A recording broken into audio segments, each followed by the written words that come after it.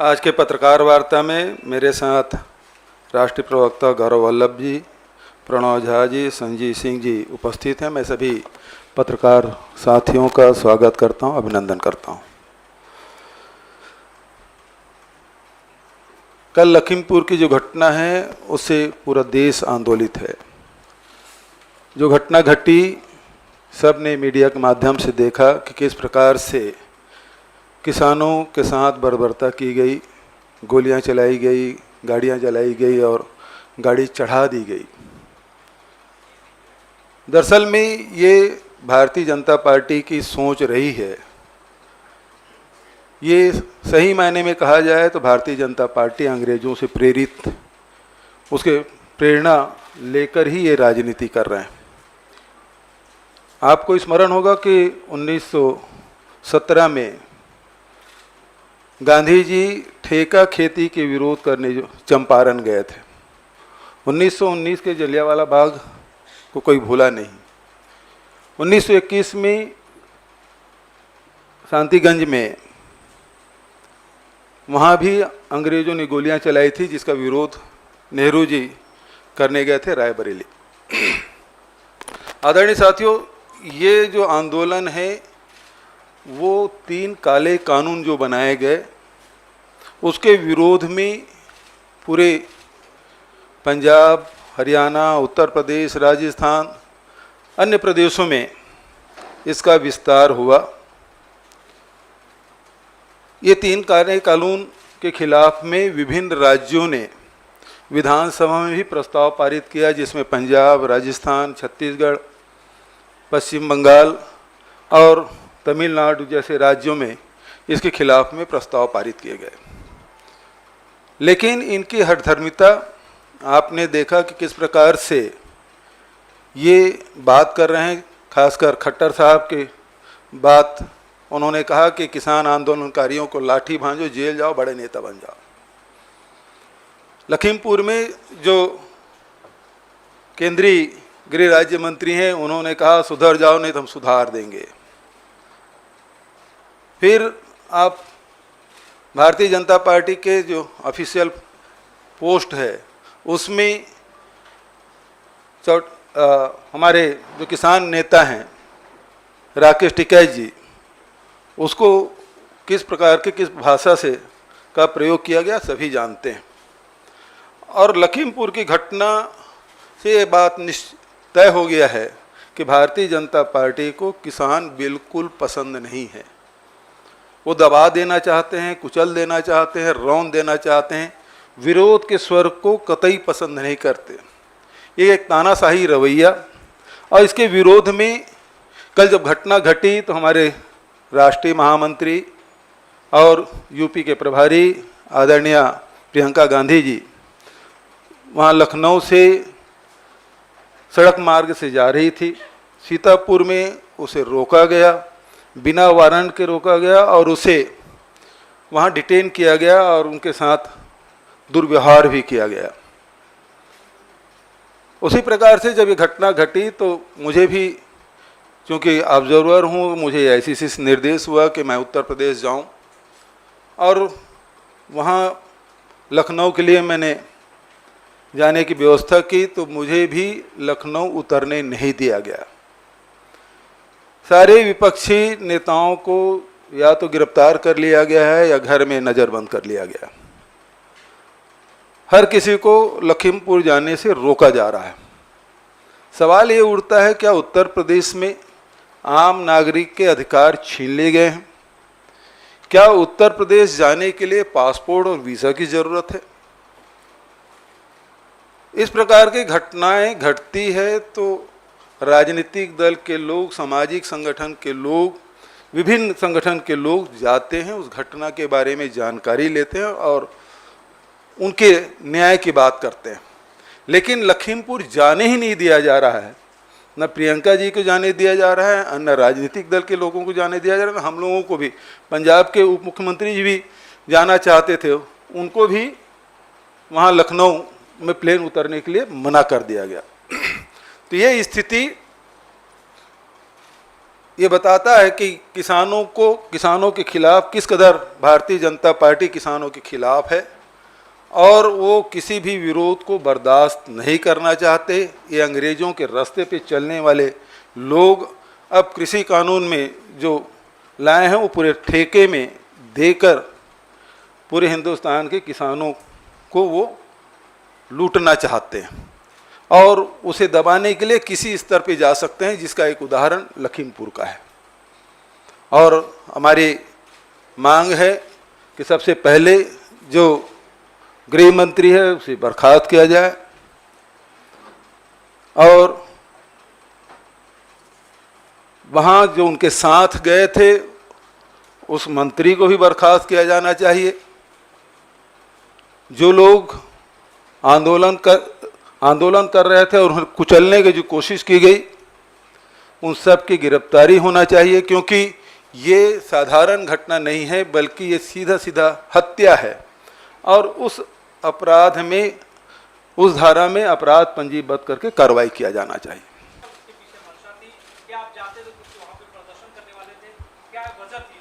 सीधी सी बात है कि कांग्रेस पार्टी हर अन्याय के खिलाफ लड़ती आई है और इस प्रकार की घटना में लगातार हमारे नेता, चाहे राहुल जी हों चाहे प्रियंका जी हों, लगातार जाके पीड़ित परिवारों से मिलते रहे हैं और अभी भी जाकर उनसे मिलते, उस घटना की जानकारी लेते और सरकार पे दबाव डालते कि उनके साथ न्याय हो।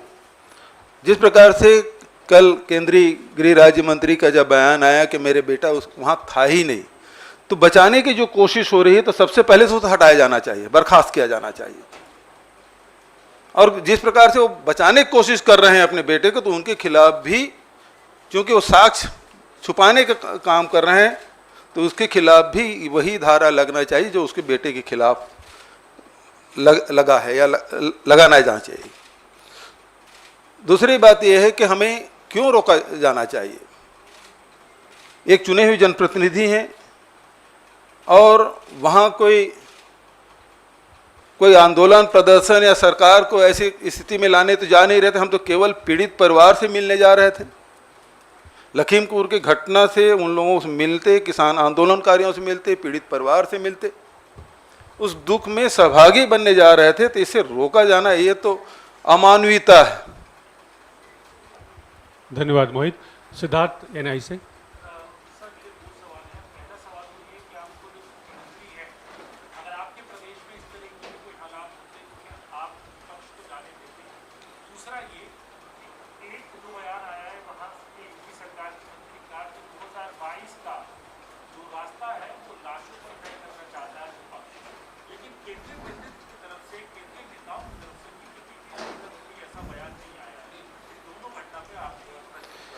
देखिए, छत्तीसगढ़ में अभी कुछ दिनों पहले सीलगेर में घटना घटी थी, पुलिस फायरिंग में।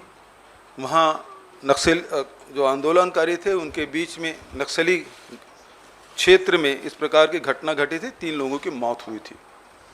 विपक्ष जाना चाहा, पत्रकार जाना चाहते थे और सामाजिक संगठन वहाँ जाना चाहते, सबको जाने दिया। भारतीय जनता पार्टी की डेलीगेशन गए और सीलगेर तक के वो नहीं गए। हम तो सीलगेर उसको ले जाना चाहते थे, वो तर्रेम से ही लौट के आ गए। हमने किसी को नहीं रोका, बल्कि सत्ताधारी दल के सांसद के नेतृत्व में 8 विधायक उस घटनाक्रम की जानकारी देने, वहाँ लोगों से मिलने हमारे दल के लोग गए थे वहाँ और मिल के आए। वो पीड़ित परिवार से बुलाकर हमने भी बात की, क्योंकि वो धूर नक्सली क्षेत्र है, सुरक्षा का मामला है और इस कारण से उनसे, उन परिवार के लोगों से मैंने भी बात की, टेलीफोन से बात की, वीडियो कॉन्फ्रेंसिंग के माध्यम से बात की और समय बीतने के बाद हम लोग उनसे बुलाकर भी बात की। तो यदि इस प्रकार की घटना मेरे राज्य में नहीं हुआ, ऐसी बात नहीं, हुआ है घटना, लेकिन हमने हमारा अप्रोच ये रहा कि सबको जाने दिया जाए। बात तथ्य है वो सामने आना चाहिए कि है क्या चीज़ और उसके हिसाब से कार्रवाई होनी चाहिए। दूसरी बात कौन सा आपने कहा?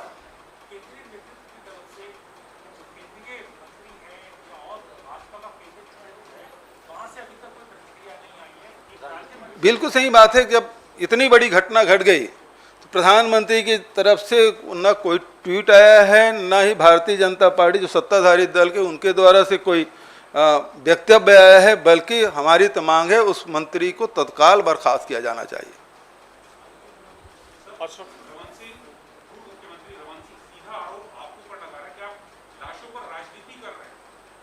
लाशों की राजनीति ये लोग करते हैं, हम लोग नहीं करते। हम लोग शहादत देने वाले लोग में हैं, ये लोग सत्ता की राजनीति करते हैं।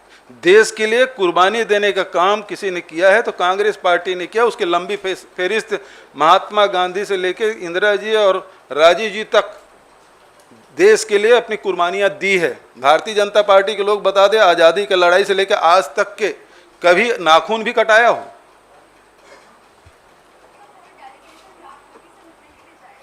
अब ये तो AICC तय करेंगे मैडम, लेकिन हम तो इस मंच के माध्यम से सीधा प्रधानमंत्री से यही करें कि ऐसे मंत्री जो ये कहते हैं कि आप सुधर जाओ नहीं ठीक करवा दूंगा, ऐसी भाषा बोलने वाले व्यक्ति केंद्रीय मंत्रिमंडल में हो, इससे ज़्यादा शर्मनाक बात मोदी सरकार के लिए क्या हो सकता है?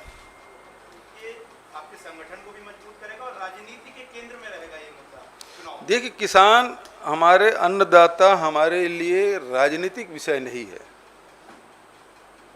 हमारे लिए महत्वपूर्ण है, क्योंकि महात्मा गांधी ने कहा कि देश की आत्मा गांव में बसती है।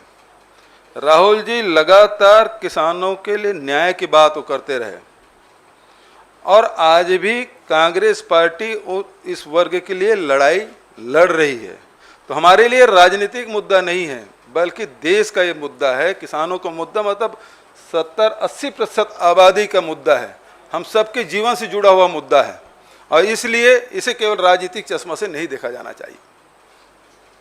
सर, आप दिल्ली आ गए तो क्या आप दिल्ली से आप लखीमपुर जाएंगे? ऐसा कुछ योजना बनाया? राहुल गांधी जी आपके साथ जाएंगे? मैं तो वहाँ जाना चाहता था लखीमपुर, मुझे उतरने नहीं दिया गया। मैं अब भी कोशिश करूँगा कि मुझे लखीमपुर जाने दिया जाए। मैं फिर दिल्ली आया हूँ तो दिल्ली से आपसे चर्चा करने के बाद शायद योगी आदित्यनाथ जी कुछ उसके निर्णय में बदलाव आया और हम लोगों को अनुमति मिले, विपक्ष के लोगों को। तो मैं नहीं, बहुत सारे साथी जाना चाहेंगे, क्योंकि इतनी बड़ी घटना जिसमें किसानों को रौंद दिया गया है, इतना दर्दनाक, इतना विभत्स और कोई दूसरा दृश्य नहीं हो सकता। इस तरह से सर आप कह रहे हैं कि गृह राज्य मंत्री को बर्खास्त किया जाए, तमाम तरह के आरोप लग रहे हैं। निष्पक्षता की उम्मीद करते हैं, सरकार के निष्पक्षता के साथ जांच हो जाएगी इस मामले की? जिस प्रकार से मौन साधे हैं राज्य सरकार, जिस प्रकार से मौन साधे सत्ता पक्ष के लोग, उससे तो लगता नहीं कि निष्पक्ष होगा। यूपी पुलिस के बारे में, चाहे वो हाथरस की बात हो, चाहे अभी गोरखपुर की बात हो, वो सब पूरे देश देख रहा है तो किस प्रकार से वो मिसहैंडलिंग कर रहे हैं और किस प्रकार से योगी आदित्य के राज्य में वो निरंकुश हो गए हैं, उसके बारे में सब देख रहे हैं। इससे उम्मीद नहीं की जा सकती। और जिस प्रकार से प्रियंका जी के साथ जो दुर्व्यवहार किया गया है वो तो बेहद निंदनीय है। किसी महिला के साथ इस प्रकार से व्यवहार करना तो मैं समझता हूँ कि उचित नहीं। विवेक श्रीवास्तव। कल हमने ये मांग की थी कि सुप्रीम कोर्ट के सिटिंग जज की अध्यक्षता में इसकी जांच किया जाए। देखिए, ये घटना कोई एक आइसोलेटेड घटना नहीं है, जैसा आदरणीय भूपेश बघेल जी ने बताया। आप इसकी क्रोनोलॉजी समझिए। कुछ दिन पूर्व यूपी बीजेपी के हैंडल में एक कार्टून आता है, उस कार्टून में ये दिखाया जाता है और लिखा जाता है राकेश टिकैत के बारे में कि यूपी आए तो खाल उधेड़ दी जाएगी। वो कार्टून है, आप भी जाके देखिए उस कार्टून को। खाल उधेड़ दी जाएगी, वो कार्टून है यूपी बीजेपी के हैंडल से। फिर सप्ताह भर पहले गृह मंत्री, देश के गृह राज्य मंत्री, सुधर जाओ वरना सुधार देंगे। लोकतंत्र में उनको किसने ये बोलने का अधिकार दिया? संविधान के कौन से अनुच्छेद में उनको ये बात कहने का अधिकार मिला? उसके बाद हरियाणा के संवैधानिक चुने हुए मुख्यमंत्री जिसने संविधान की शपथ ली, वो अपने कार्यकर्ताओं को कहते हैं आंदोलनकारी किसानों का सर फोड़ो, जेल जाओ और नेता बनो। This is the leadership, I can say leadership creation factory of BJP. This is what they want to convey कि लीडर बनने के लिए अन्नदाताओं का सर फोड़ो, जेल जाओ और लीडर बनो। क्या बीजेपी इस तरह अपने लीडर बनाती है? और हम मांग करते हैं कि जब तक गृह मंत्री गृह मंत्री अजय मिश्र अपने पद पर है, कोई भी जांच का कॉन्स्टिट्यूट करना बेमानी है। तो सबसे पहले तो उन्हें बर्खास्त किया जाए। दूसरा, उनके ऊपर, उनके बेटे के ऊपर और बीजेपी के कार्यकर्ताओं के ऊपर हत्या के मुकदमे दर्ज होने चाहिए।